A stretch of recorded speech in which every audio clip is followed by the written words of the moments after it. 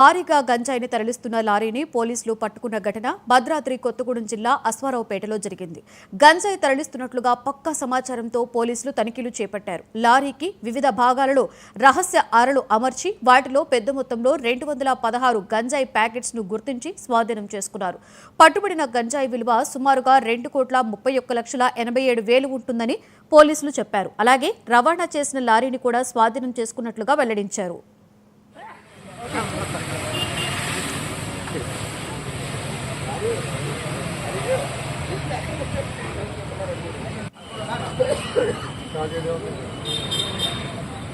మధ్యప్రదేశ్ రాష్ట్రానికి చెందిన కొందరు వ్యక్తులు మధ్యప్రదేశ్ సంబంధించిన ఒక లారీలో విజయనగరం ప్రాంతం నుంచి మధ్యప్రదేశ్కి గంజాయి రవాణా చేస్తూ అశ్వరావుపేట మీదుగా మధ్యప్రదేశ్ వెళ్తారనే సమాచారం మేరకు మంచి విట్నెస్లను తీసుకొని క్రూజ్ టీమ్ సమక్షంలో మన పేపర్ బోర్డు ఆపోజిట్ ఏరియాలో వెయిట్ చేస్తుండగా ఒక 11 గంటల సమయంలో మధ్యప్రదేశ్ సంబంధించిన MP 09HH8811 సంబంధించిన లారీ గంజాయితో వచ్చింది. అందులో ఒక 3 వ్యక్తుల్ని మేము ఐడెంటిఫై చేయడం జరిగింది. అందులో ఒకతను డ్రైవర్గా ముఖేష్ మరియు రాజేష్ అండ్ సాలగ్రామ్, వీళ్ళు 3 కూడా మధ్యప్రదేశ్ రాష్ట్రానికి చెందినవారు. వీళ్ళు 3 రాజేష్ అనే అతని యొక్క లారీ అది. తర్వాత ముఖేష్ కూడా ఒక చిన్న బండి ఉంటుంది, అతను కూడా డ్రైవర్గా పనిచేస్తాడు. సాలగ్రామ్ ఈ ఇద్దరికి కూడా ఫ్రెండ్గా ఉంటాడు.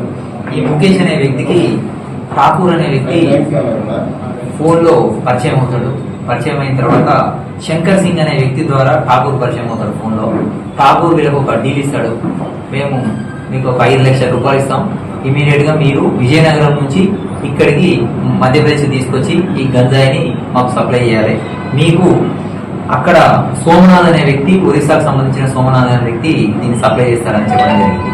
దానికి ఈ 3 కూడా అంగీకరించి అక్కడి నుంచి 13వ తారీఖు మధ్యప్రదేశ్ నుంచి బయలుదేరి విజయనగరం అనకాపల్లికి వెళ్ళేసి అక్కడ వెయిట్ చేసి సోమనాథ్ ఆర్డర్స్ ప్రకారం విజయనగరం అవుట్స్కట్స్లోకి వెళ్ళి అక్కడ 216 ప్యాకెట్ల గంజాయిని వాళ్ళ